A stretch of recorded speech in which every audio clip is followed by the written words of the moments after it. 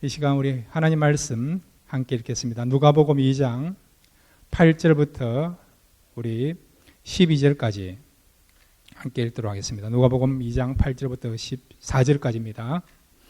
그 지역의 목자들이 밤에 밖에서 자기 양떼를 지키더니 주의 사자가 곁에 서고 주의 영광이 그들을 두루 비치매 크게 무서워하는지라.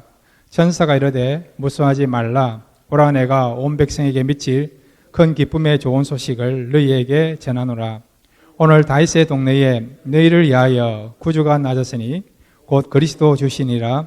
너희가 가서 강보에 사여 구유에 누워 있는 아기를 보리니 이것이 너희에게 표적이니라 하더니, 혼련히 수많은 천군이 그 천사와 함께 하나님을 찬송하여 이르되, 지극히 높은 곳에서는 하나님께 영광이요 땅에서는 하나님이 기뻐하신 사람들 중에 평화로다 하니라. 아멘. 이 시간 우리 같이 한번 기도할까요?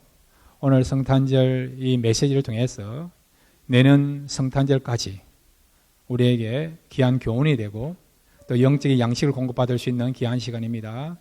특별한 이 성탄절에 우리에게 주시는 이 말씀을 하나님께서 우리에게 풍성해 주시는, 정말 우리 삶에 귀한 교훈이 되고 또 영의 양식이 되는 귀한 말씀이 될 줄로 믿습니다. 오늘 메시지를 사모하시면서 우리 다 같이 주여 한번 부르고 함께 기도하시겠습니다. 주여, 아버지 하나님 감사합니다. 이 시간 주 앞에 나와서 성탄절 메시지를 듣기를 원합니다. 아버지 하나님께서 함께 해주셔서 말씀을 전하는 자나 또 듣는 자가 함께 성령 안에서 화합함으로 말미암아 이 메시지가 정말 우리에게 기쁨과 또한 하나님의 은혜와 또 하나님 임재를 경험하는 귀한 시간 되도록 도와주옵소서. 하나님께서 말씀 가운데 역사해 줄 줄 믿습니다. 세임을 줄 줄로 믿습니다. 주님을 만나는, 또 성탄에 그 주님을 경험하는, 또 주님을 우리가 마음껏 찬양하는 그런 귀한 말씀 될 줄로 믿사오니 말씀 가운데 역사해 주시고 말씀으로 우리를 새롭게 하여 주옵소서. 크신 은혜 베풀 줄 믿습니다. 그 은혜를 사모하며 듣기를 원합니다. 주님께서 함께 하셔서 주님이 임재하여 주시고 또 우리 마음에 참된 위로와 평강을 될 수 있는, 용기를 얻을 수 있는 그런 말씀 되도록 말씀 가운데 역사하옵소서. 주신 말씀을 사모하며 듣기를 원합니다. 예수님의 이름으로 기도드렸습니다. 아멘.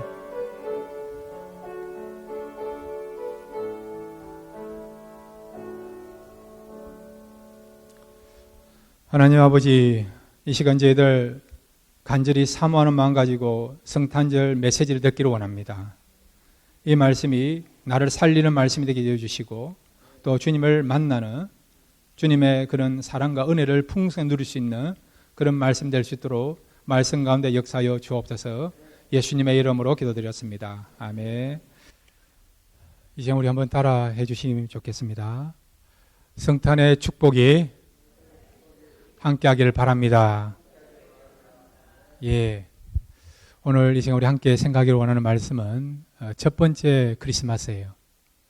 첫 번째 크리스마스 때 나타난 사건을 통해서 우리에게 주시고자 하는 귀한 교훈을 함께 생각하겠습니다. 첫 번째 성탄절에 나타난 사건 하면 여러 가지가 있는데 세 가지를 우리가 주요한 사건으로 생각할 수 있습니다. 먼저는 왜 이렇게 요셉과 마리아가 나사렛 동네에서 150km나 떨어져 있는 베들레헴에 가서 그곳에 머물러야 했는가? 이것이 첫 번째 사건이고요. 두 번째는 예수님이 구유에 누워 계셔야 되는가? 집도 아니고 침대도 아니고. 이것이 두 번째 사건이고, 세 번째는 그 당시에 많은 사람들이 있는데 제일 먼저 예수님을 찾아가서 경배한 사람이 목자거든요. 목자들이 제일 먼저 예수님께 경배할 수 있는 그런 선택을 받은 이유는 뭔가? 이것이 첫 번째 성탄절에 나타난 가장 큰 사건이라 할 수 있습니다. 이 사건들에 대해서 우리가 하나씩 생각함으로써 함께 은혜를 나누기를 원합니다. 한번 따라해 주시기 바랍니다. 첫 번째로, 힘없는 모습을 통해 하나님의 뜻을 이루신다. 이 사실 믿으시기 바랍니다. 교회와 성도가 세상의 권력에 비해서 힘이 없는 것 같이 보이지만 그럼에도 힘없는 이런 모습을 통해서 궁극적으로 하나님의 뜻을 이룬다는 겁니다. 자, 여러분, 요셉과 마리아가 나사렛에 살고 있었는데 왜 베들레헴으로 내려갔습니까? 그리고 지금 마리아는 아이를 지금 임신한 상황입니다. 해산을 앞둔 그런 상황이에요. 지금 미국처럼 이런 도로가 잘 발달된 그런 상황이 아니었어요. 나귀를 타고 여러분 150km를 여행한다는 것은 쉬운 일이 아닙니다. 나사렛에서 얼마든지 아이를 잉태할 수 있는 가능성 있는 상황이었지만 그럼에도 불구하고 요셉과 마리아는 굳이 힘들게 나사렛에서 베들레헴까지 내려가서 아기 예수님을 잉태한 이유는 뭘까요? 오늘 성경 여러분 누가복음 2장 1절에서 말씀해 주고 있습니다. 누가복음 2장 1절에서 우리 4절까지 같이 한번 읽겠습니다. 시작. 그때에 가이사 아구스도가 영을 내려 천하로 다 호적하라 하였으니 이 호적은 구네료가 수리아 총독이 되었을 때에 처음 한 것이라. 모든 사람이 호적하러 각각 고향으로 돌아가매 요셉도 다윗의 집 족속이므로 갈릴리 나사렛 동네에서 유대를 향하여 베들레헴이라는 다윗의 동네로. 예. 이 요셉과 마리아가 원래 그들의 고향은 어디냐? 베들레헴이에요. 베들레헴. 유다 지파에 속했기 때문에 베들레헴입니다. 그런데 이 사람들이 지금 나사렛에 살고 있는 겁니다.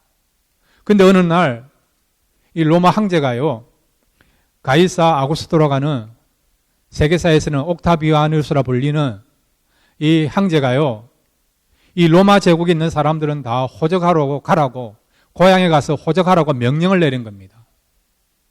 왜 호적하라고 명령했는지 아느냐? 그거는 세금 징수를 하기 위하여, 정확한 데이터를 가지고 세금 징수를 하기 위해서, 그런 정치적인 목적을 가지고 로마 제국에 있는 모든 사람들에게 호적하기 위하여 자기 고향으로 내보내게 되게 된 것입니다.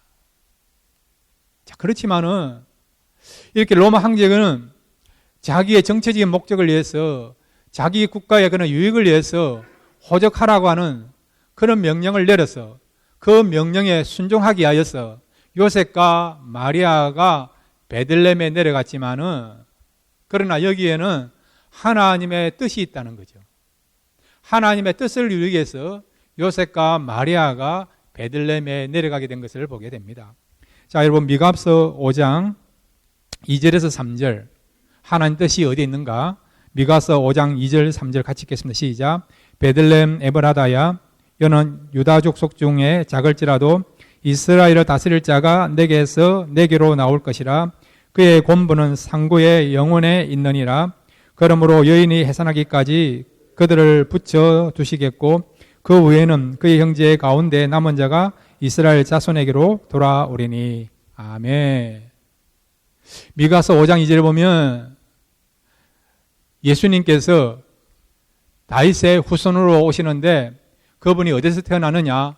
베들레헴에서 태어났을 것을 말씀해 주고 있습니다. 이 예언을 이루기 위하여서 예수님이 베들레헴에서 태어나신 것입니다. 이것은 하나님의 뜻이에요. 하나님의 뜻을 이루기 위하여 나사렛에서 태어날 수 있지만은, 그럼에도 불구하고 하나님의 뜻은 예수님이 나사렛에 태어난 것이 아니라 베들레헴에 태어나는 것이니까 그 뜻을 이루기 위해서 로마 황제의 명령을 받았지만은, 그럼에도 불구하고 로마 황제 위에 있는 하나님의 뜻을 이루기 위하여 예수님이 베들레헴에 태어나시게 되게 된 것입니다. 자, 여러분, 성경에 보면 이 베들레헴에 관한 제일 먼저 나오는 내용이 뭐냐? 창세기 35장에 보면, 35장 19절에 보면 요셉과 베냐민의 엄마였던 라헬이 가나안 땅으로 들어오다가 그만 베냐민을 낳는 가운데서 해산하다가 결국 목숨을 잃은 장소가 어디냐? 베들레헴이에요. 베들레헴. 그 당시에는 에브랏이라는 지명인데 이 에브랏이 나중에 베들레헴으로 바뀌는 겁니다. 그러니까 야곱과 그 다음에 야곱의 집안의 사람들에게서 베들레헴 어떤 곳이냐? 라헬을 잃어버린 슬픔의 장소입니다. 그런데 그 슬픔의 장소에 지금 누가 태어나셨다고요? 예수님이 태어나신 것이죠. 우리에게 무엇을 말씀해 주고 있습니까? 바로 예수님이 오시기 전의 이 세상은 슬픔이 있는 곳이란 거예요. 그런데 슬픔이 가득한 그곳에 예수님이 태어났단 말은 우리에게 슬픔이 변하여 기쁨을 주시겠다. 절망이 변하여 소망을 주시겠다. 그런 메시지를 우리에게 보여주시고자 예수님께서요, 이렇게 베들레헴에 태어나시게 된 것입니다. 여러분, 예수님이 없는 곳은 마치 라헬이 죽은 것 같은 슬픔이 가득한 곳입니다. 소망이 없고 절망이 가득한 곳입니다. 그렇지만은 그런 세상으로 비유되는 베들레헴에 주님이 오심으로 우리에게 기쁨을 주시고 소망을 주시고 그리고 또한 새로운 인생을 살 수 있는 생명을 주신 것을 볼 때에 이번 성탄절에 여러분, 비록 여러분의 삶 속에 베들레헴 같이 슬픔이 있고 절망이 있고 그런 곳이 하더라도 주님이 오시면 그런 슬픔이 변하여 기쁨이 되고 절망이 변하여 소망이 되는 그런 놀라운 역사들이 나타나게 될 줄로 믿습니다. 그 다음에 여러분들이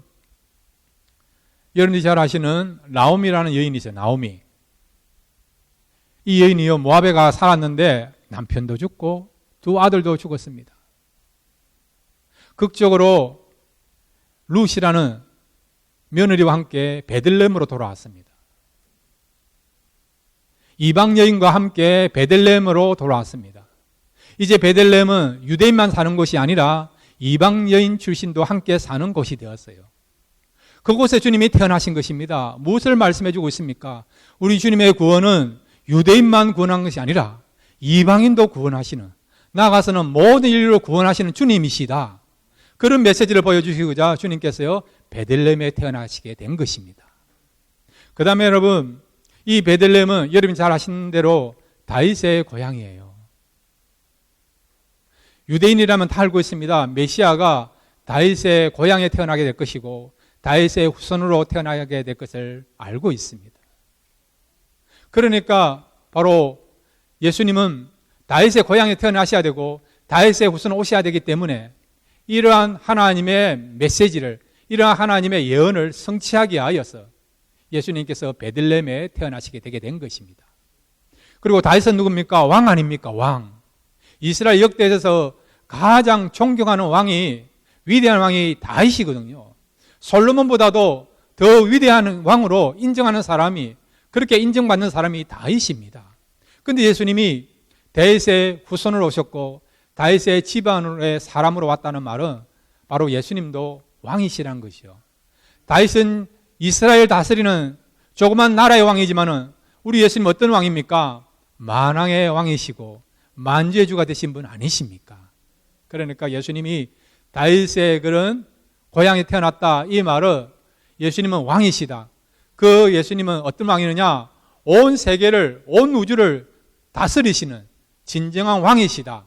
이런 메시지를, 이런 예언을 성취하기 위하여 베들레헴에 나시게 된 것입니다.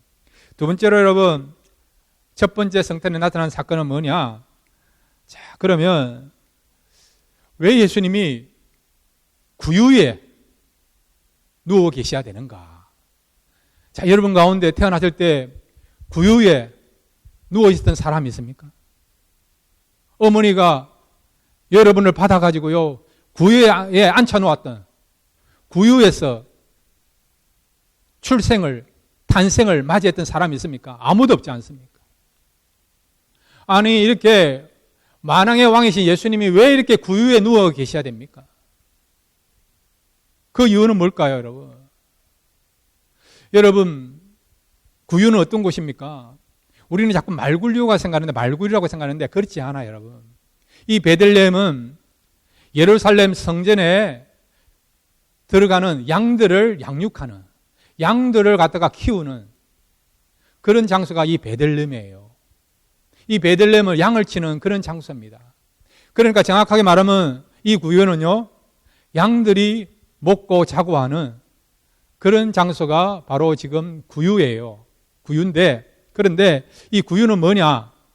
바로 이렇게 양들이 음식을 먹는, 양에게 음식을 제공하는 양들의 밥통이 바로 구유입니다. 구유. 근데 그 구유에 누가 앉아 계신다고요? 예수님이. 그러면 영적으로 말하면 이 양들은 누굽니까? 우리들이죠. 예수님이 고백하신 거 기억나지 않습니까? 나는 선한 목자다. 양들을 위하여 나는 목숨을 버린다라고 말씀하고 있지 않습니까? 그러니까 예수님이 지금 구유에 앉아 계신다는 것은 이 구유는 양들이 이렇게 먹을 수 있는 음식을 제공하는 그런 어떤 음식을 주는 그런 어떤 양들의 그런 밥통인데 그 말은 예수님은 우리에게 생명의 그런 주님으로 오셨다는 것을 말씀해 주고 있습니다. 여러분, 예수님은 우리에게 생명의 말씀을 주시고자 이 땅에 오셨습니다. 예수님께서 생명의 말씀을 전해 주심으로 우리에게 어떤 역사가 일어납니까? 어떤 축복이 주어집니까? 말씀을 들음으로 그 말씀을 들은 말씀을 여러분이 붙잡고 믿으면 구원의 역사가 나타날 수 있습니다. 구원이 어떻게 나타납니까? 하나님의 말씀을 듣고 그 들은 말씀을 붙잡을 때에 구원의 역사가 나타나는 것이죠. 그 다음에 여러분, 말씀을 들으면 어떤 일이 벌어집니까? 영적으로 성장하고 영적으로 여러분 그런 어떤 신령한 양식들을 공급받는 것이 하나님의 말씀 아닙니까? 그러니까 예수님께서 구유에 누워있다는 말은 바로 그 양들에게 양식을 제공한다는 겁니다. 여러분, 그 말은 우리에게 주님께서 생명의 양식을 우리에게 전해주시고자 그 양식을 통해서 우리가 구원을 받을 수 있고 영적으로 풍성할 수 있기 때문에 그런 사역을 하시고자 그런 목적으로 이 땅에 오셨다. 그것을 말씀하시기 위하여서 주님은 구유에 누워 계신 것을 말씀하고 있는 것입니다. 여러분, 이 성탄절은 생명의 말씀을 전해주시고자 이 땅에 오신 그 주님을 알고 그 주님을 통해서 생명을 공급받는 귀한 시간입니다. 여러분, 하나님의 말씀을 들으시고 가까이 하십시오. 그 말씀을 먹으시기를 바랍니다. 그래야만이 구원의 역사 나타날 수 있습니다. 이 말씀을 먹을 때에 여러분이 영적으로 성장하고 영적으로 풍성해지는 역사가 나타나게 될 줄로 믿습니다. 세 번째로 여러분, 이 성탄절에 나타난 사건은 무엇입니까? 그러면 예수님께 나와서 경배한 사람들 가운데서 첫 번째로 경배할 수 있는 그런 특권을 부여받은 사람이 누구냐? 목자예요, 목자. 이 사람들은 뭐가 그렇게 잘났기에, 뭐가 이렇게 위대하기에, 뭐가 나은 점이 있기에 그 당시에 이스라엘 안에 많은 사람이 있음에도 불구하고 그 사람들 가운데서 선택이 되어서 이 땅에 오신 예수님을 영접할 수 있는, 경배할 수 있는, 그리고 하늘의 그런 놀라운 영광과 땅의 놀라운 평화를 누릴 수 있는 그런 축복을 받은 사람들이 목자들인데 그들은 어떤 사람들이기에 이렇게 이런 놀라운 축복을 받게 됐는가? 자, 한번 따라해 주시기 바랍니다. 가난하면 생명의 떡을 먹을 수 있다. 예. 생명의 여러분 떡을 먹는 사람은요, 어떤 일이 벌어지느냐? 바로 하나님께 영광을 돌리고 땅에 평화가 가득하는 마음의 평화를 얻는 역사가 일어날 수가 있습니다. 자, 누가복음 2장 13절 14절 같이 읽겠습니다. 시작. 홀련히 수많은 천군이 함께 읽겠습니다. 시작. 홀련히 수많은 천군이 그 천사와 함께 하나님을 찬송하여 이르되 지극히 높은 곳에서는 하나님께 영광이요 땅에서는 하나님이 기뻐하신 사람들 중에 평화로다 하니라. 아멘. 여러분, 예수님을 통해서 생명의 떡을, 생명의 말씀을 먹은 사람은 어떤 삶을 사느냐? 하나님께 영광을 돌리고요, 그 다음에 그 마음에 평화가 가득한 삶을 살 수 있습니다. 하나님께 영광 돌리는 것은 최고의 삶을 사는 거 아닙니까? 하나님이 왜 우리를 만드셨습니까? 그 만드신 목적이 무엇입니까? 하나님께 영광 돌리라고, 하나님을 위해서 살아가라고, 하나님의 일을 하라고 우리를 만드신 거예요, 여러분.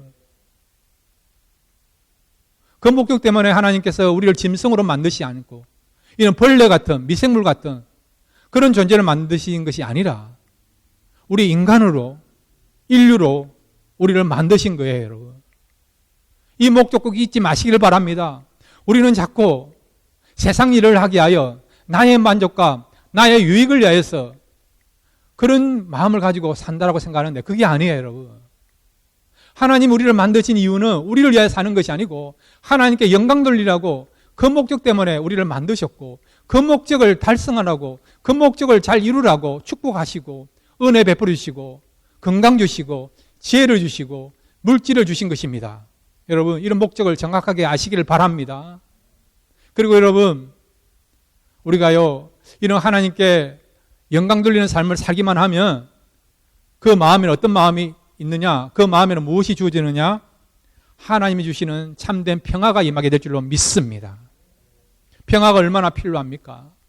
근데 평화는 그냥 온 것이 아니라 저와 여러분이 하나님께 영광 돌리는 그런 마음을 가지고 그 일에 최선을 다하시며 그런 중심을 갖고 있는 자들에게 하늘로부터 내려오는 평화가 임하게 될 줄로 믿습니다.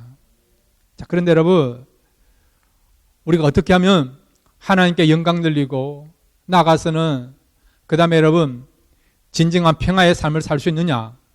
그렇게 하기 위해서는 여러분 날마다 생명의 말씀을 먹으면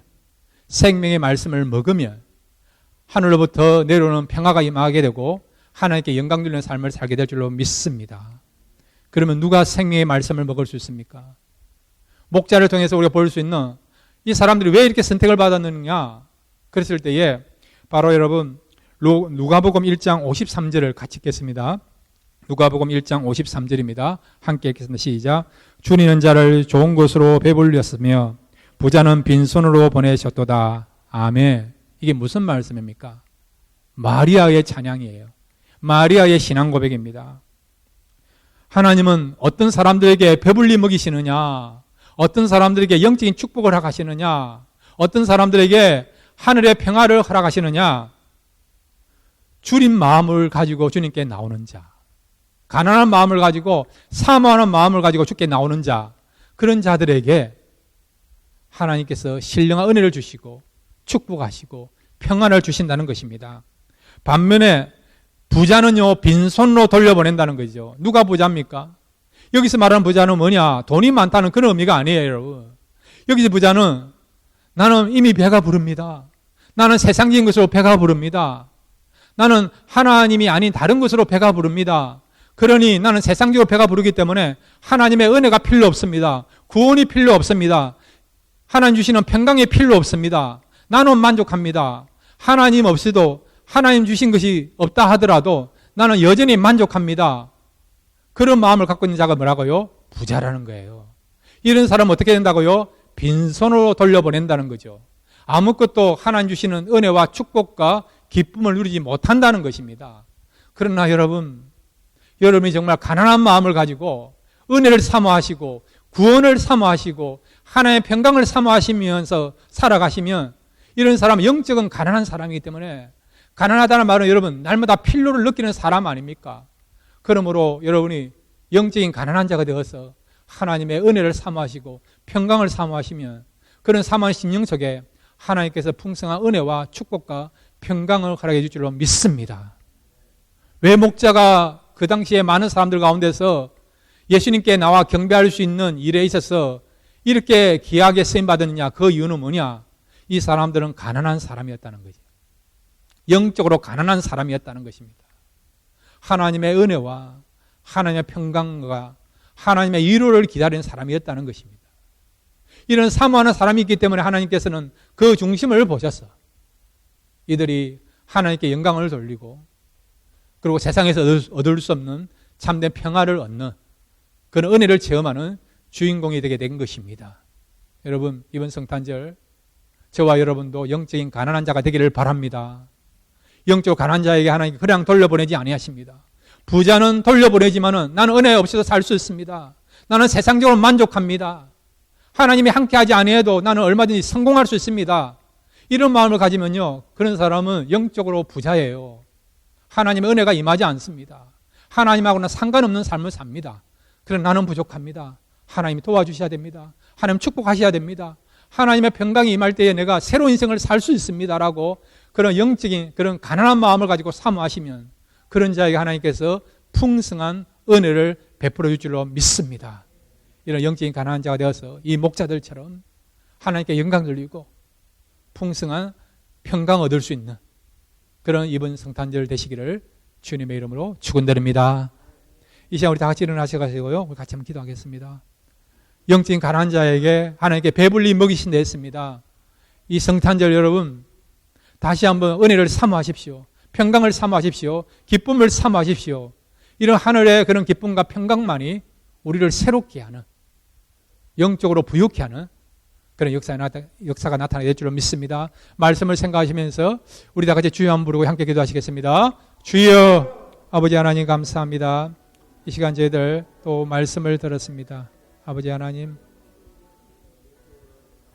우리 주님, 우리에게 생명의 양식을 주시고자, 생명의 그런 풍성함을 주시고자 이 땅에 오셨습니다. 그리고 구유에 누워 주셨습니다. 주님을 통해서 생명의 그런 양식을 먹는 우리 모두가 되게 해주시고, 그리고 어떠한 주님이 계시면 슬픔이 가득한 것도 기쁨으로 바뀌는 역사가 나타나게 줄 믿습니다.